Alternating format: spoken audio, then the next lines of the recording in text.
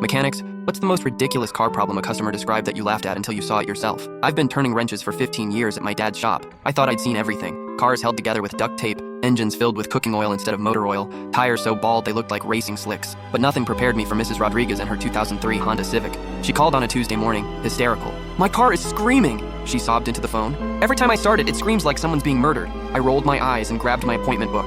Another dramatic customer who probably just needed a new belt. "Ma'am, when you say screaming, I mean screaming," she cut me off. "Actual screaming, human screaming. My neighbors called the police twice thinking someone was being killed in my garage." I put her down for Thursday and hung up, chuckling to myself. My dad walked over, wiping his hands on a greasy rag. "What's so funny?" he asked. "Lady thinks her car is screaming like a person," I said. "Probably just a loose serpentine belt or bad bearings." Dad shrugged. "Stranger things have happened." Thursday arrived and Mrs. Rodriguez pulled up in a pristine silver Civic. She looked terrified to even touch the keys. I walked over, expecting to hear the typical squealing of worn brakes or maybe a bad alternator. "Go ahead and start it up," I called out. She turned the key. What came out of that engine bay made my blood freeze. It wasn't mechanical noise. It wasn't a belt or a bearing or anything I'd ever heard from a car. It was the sound of a person, a woman, screaming in absolute terror. High-pitched, desperate, bone-chilling screaming that seemed to come from everywhere at once. I stumbled backwards so fast I nearly fell over my toolbox. Mrs. Rodriguez shut off the engine immediately. The screaming stopped. We stared at each other in stunned silence. That's not a belt," I managed to stammer. "I told you," she whispered. "I spent 3 hours with that car. I checked every belt, every pulley, every bearing.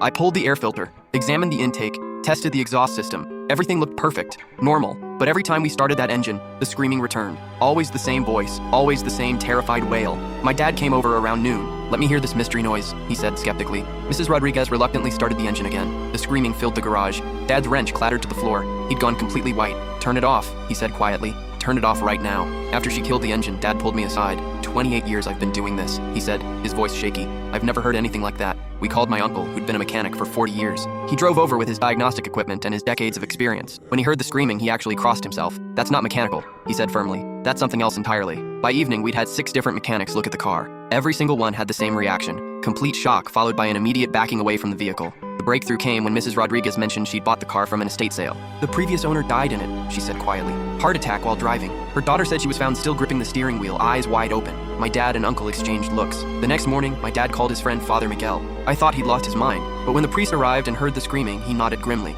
"I've seen this twice before," he said. "Traumatic death can sometimes linger. What happened next sounds insane, but I swear it's true." Father Miguel performed a blessing over the car, speaking in Latin while sprinkling holy water on the engine bay. The entire time, we could hear muffled screaming even with the engine off. When he finished, we held our breath as Mrs. Rodriguez turned the key. Silence. Perfect, normal engine noise. She drove away that afternoon with tears of relief streaming down her face. She never came back for service, but I don't blame her. My dad still won't talk about it. Says some things are better left unexplained. But I learned something that day. Sometimes the customer isn't crazy. Sometimes the impossible is just waiting for you to open the hood.